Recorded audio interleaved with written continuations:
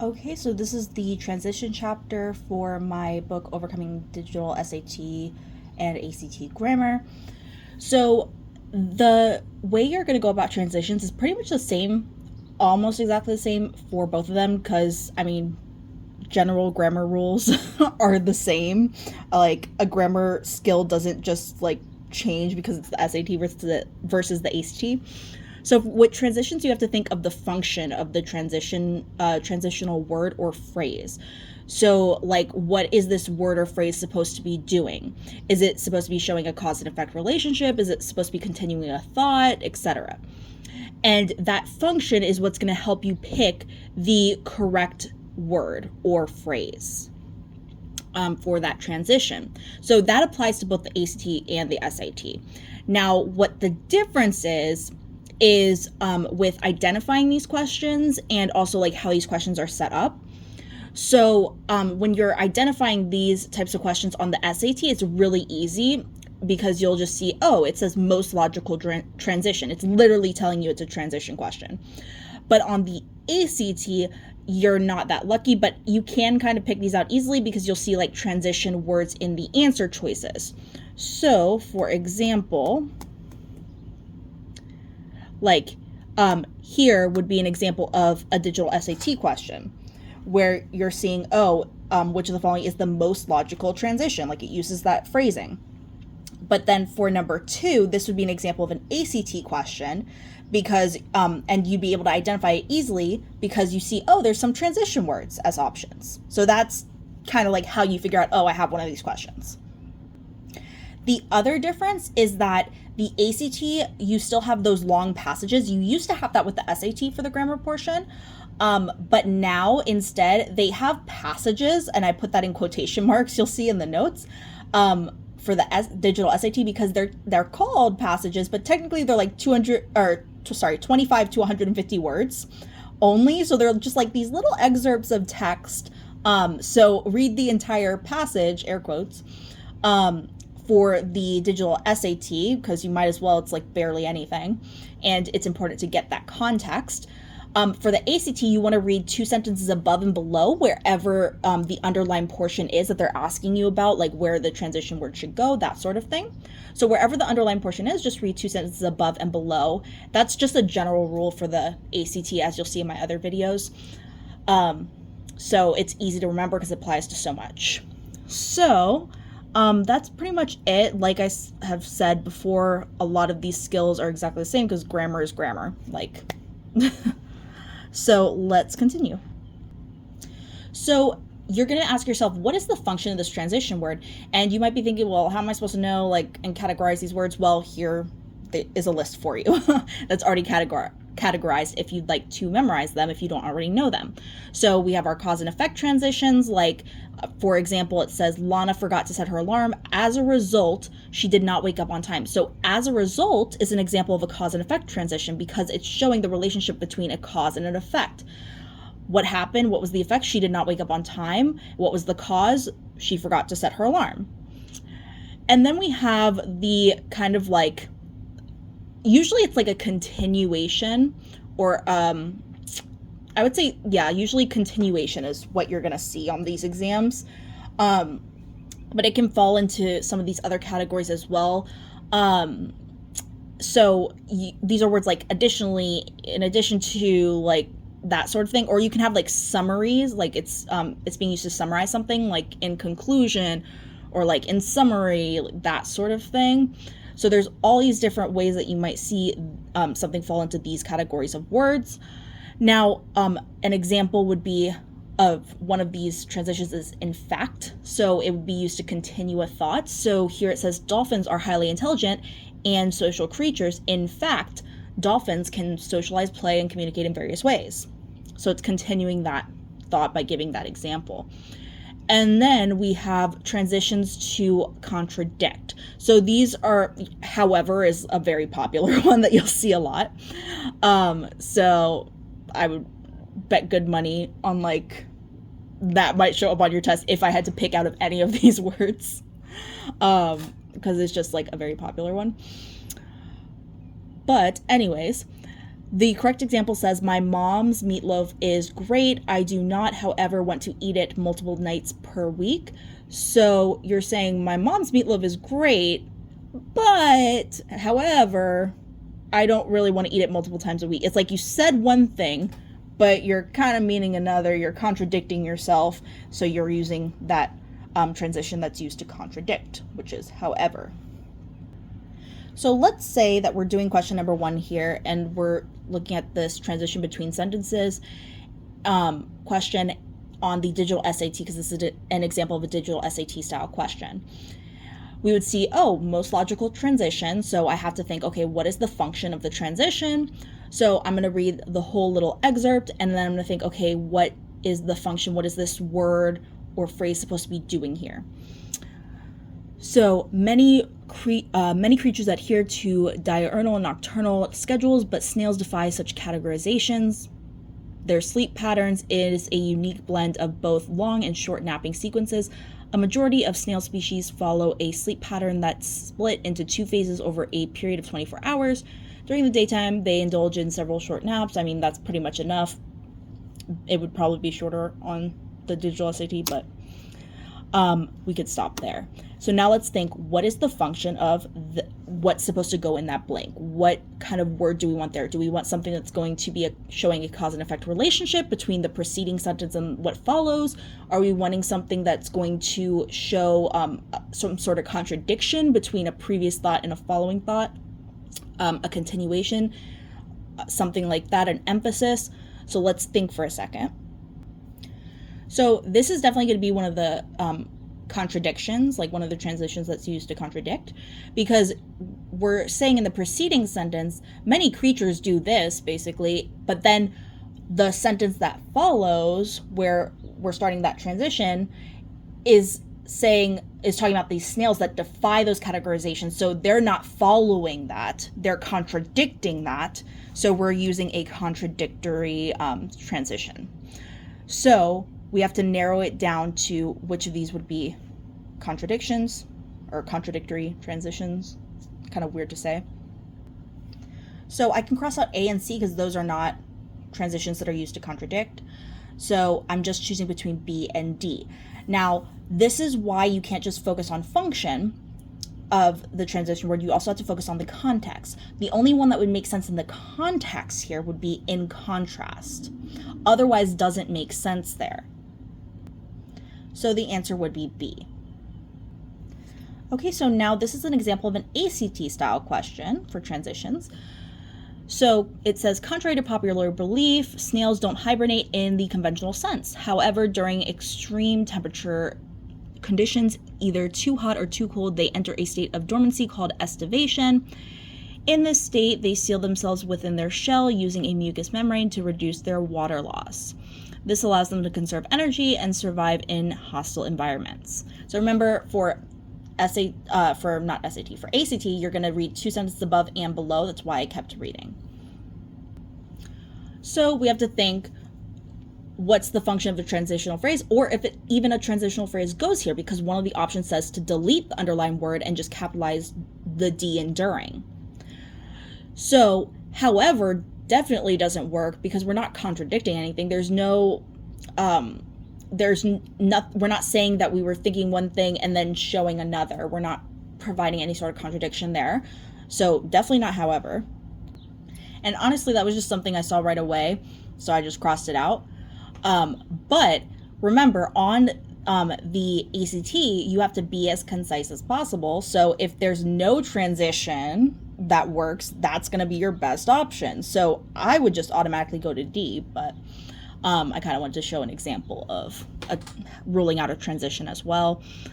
And it was super quick and easy to do. So let's now go to deleting the underlined portion and seeing if that works, because if it works, it's the shortest, most concise, grammatically correct answer. So let's read it like that. Contrary to popular belief, snails don't hibernate in the conventional sense. During extreme temperature conditions, either too hot or too cold, they enter a state of dormancy called estivation. That works perfectly fine. Totally fine. There's no need for a transition. There's no like abruptness between one thought and the other that needs a transition there. So we're good to go. It's D. Okay, so now let's look at number 3 here. So let's read another interesting aspect is their polyphasic, I'm probably saying that wrong, sleep cycle. Snails can experience up to 7 sleep bouts in a 13 to 15 hour period, followed by an active period of 30 hours. Similarly, this means they don't strictly adhere to a 24-hour day like humans. This flexible approach to rest and activity enables snails to adapt to varying environmental conditions and potential threats. Okay, so now you see where similarly is. We're going to see, okay, do we keep that or do we change it to a different transition? Let's think, what's the function of this transition right here? So right away, I see that this is going to be a cause and effect relationship. I have to use one of those cause and effect relationship transition words. Because it's saying like, oh, they experience like these, 7 sleep bouts for 13 to 15 hour periods, and then they're active for 30 hours. So as a result, this means, that's also a trick that sometimes students like to use because that's a very like common phrase, like as a result, to kind of indicate a cause and effect relationship and see if that works. But anyways, like as a result, this means that they don't strictly adhere to a 24-hour day like humans. Yes, it's showing a cause and effect relationship, so we need a cause and effect relationship word. So it's going to be, let's see this similarly, for example, consequently is one of our words that is under the cause and effect category. So now let's go to number 4. Considering their slow pace and lack of traditional defense mechanisms, one might wonder if their peculiar sleep patterns leave them vulnerable to predators. On the other hand, the opposite is true. The irregularity of their sleep schedule makes it hard for predators to predict their active times, offering them an unexpected form of protection. So let's think what's happening from the preceding sentence to the next one, and what do we need in between as a transition.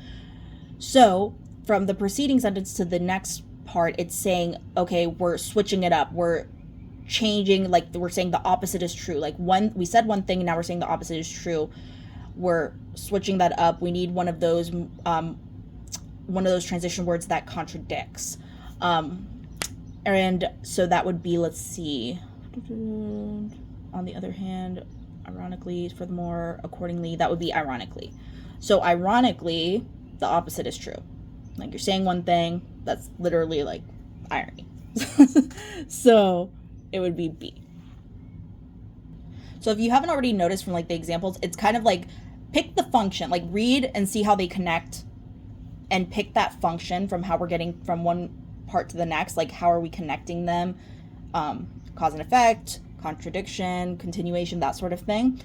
And then if you can rule out every other option, there's only like one option that provides that specific type of transition that you're looking for, like a contradiction one or a continuation one, then you're done. But if you still are wondering, or if you're still left with like 2 choices or something like that, like we were, I think in the first problem it was, you have to then focus on the context as well and what fits there. So it's kind of like the function can help you out most of the time as like the only thing, but sometimes you do have to pay attention to that context as well.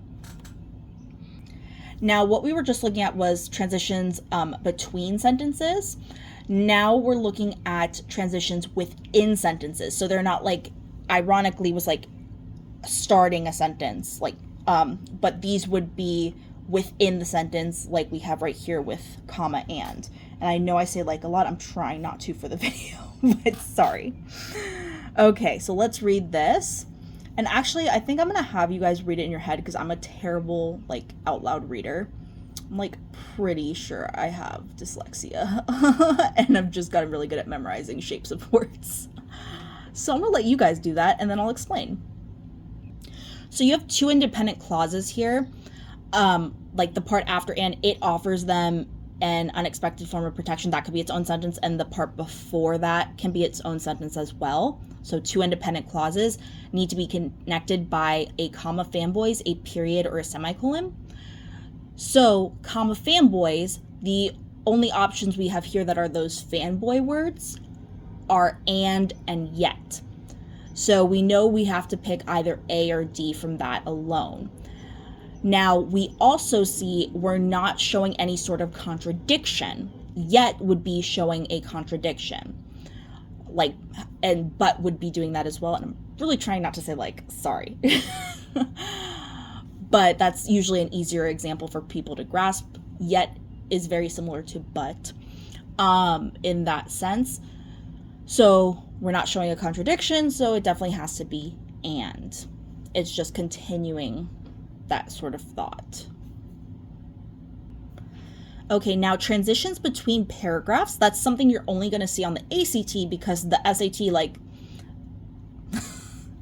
the passages are longer on the ACT. So they, on the SAT, they've shortened them so much that you're not going to get a whole 2 paragraphs. So you could never have a transition between 2 paragraphs. So this is just for the ACT people, just so you know. If you're SAT, you might want to just skip to the quizzes, skip to the next part about redundant transitions and then the quizzes.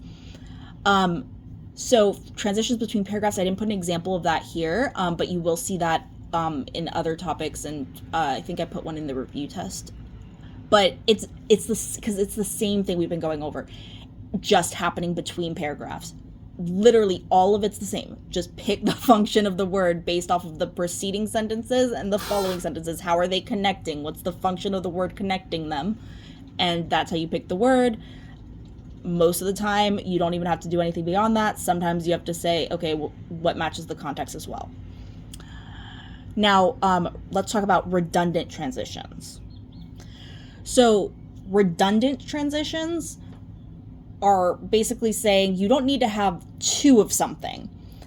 You only need to have 1 transition to show a relationship between 2 clauses. You don't need to say things like, if you look at the wrong example at the bottom, you don't need to say while and yet. While Maya has not traveled to Disneyland, yet if she had younger siblings, she would have taken them by now. You don't need to have both of those. You need to just go and pick 1 transition that works. Otherwise, it's redundant because this kind of falls within the category of be concise. It's always going to be the shortest grammatically correct option works. And I just kind of pointed out as a little example of why you shouldn't go by ear on this exam and say what sounds right, because I actually learned something writing this book. I learned a couple things. But this one, little nuances that just hadn't come up yet. But this one had. I always thought that was wrong, and I know you would never write that in a formal paper or anything like that. But technically, there are things that you wouldn't write in a formal paper that are grammatically correct. And apparently, had is one of those. I always thought that was just wrong, but it's not. So, learn something new. And that's why you shouldn't go off of what what sounds right, because that sounds wrong, but it's grammatically correct. Okay, so let's go now to the transition. Wait, did I do that one? Yeah, I did. I'm sorry. I was upgrading essays last night, and I am a little out of it. Okay, let's continue. Oh my gosh. So at this point, you should go and take the quiz. If you are taking the digital SAT, you can skip this first question, just so you know. And then when you're done, just unpause the video if you need an explanation on anything, but I really encourage you to try to do the corrections on your own first for the best results. Okay, so remember, ACT, you would be reading 2 sentences above and 2 sentences below the underlined portion, which in this case is bolded. So we're looking at where it says by using technology, so I'm going to read 2 sentences above and below. For Rodriguez, the garden symbolized a broader shift. As the 2000s progressed, more city inhabitants sought sustainable food sources in urban settings. There, in these urban settings, they turned to urban farming. They began learning about small-scale farming by using technology. The website flourished, evolving into a locus of urban agricultural production while also promoting eco-friendly practices. Despite this, on the website's blog, resident gardener Emily Field shares techniques for maximizing yield in small spaces. Okay, so let's think. from the preceding thoughts, the preceding sentences, to the ones that followed, the portion that says by using technology, how are those connecting? So they're talking about wanting to do like urban farming, sustainable farming sort of things in real life. And then it transitions into talking about how they have this website where they kind of focus on that. So we want to focus on, it could either be by using technology or the online portion right there, because we have to transition into talking about this website, which is online. Now, remember, you want to choose the most concise, grammatically correct answer. So the answer would be G, online. Okay, so now let's try number 8. The website flourished, evolving into a locus of urban agricultural production while also promoting eco-friendly practices. On the website's blog, resident gardener Emily Fields shares techniques for maximizing yield in small spaces.